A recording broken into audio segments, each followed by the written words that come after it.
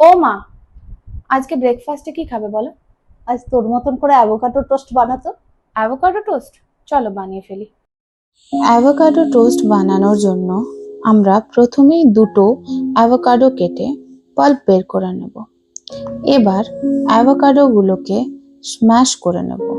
তারপর একটা গোটা লেবুর রস, একটা পেঁয়াজ কুচি, একটা টমেটো কুচি, দুটো ডিমের সাদা অংশটি দিয়ে তার মধ্যে স্বাদ মতো লবণ, 1 টেবিল স্পুন গোলমরিচের গুঁড়ো এবং 1/2 টেবিল স্পুন চিলি ফ্লেক্স দিয়ে ভালোভাবে মিক্স করে নেব।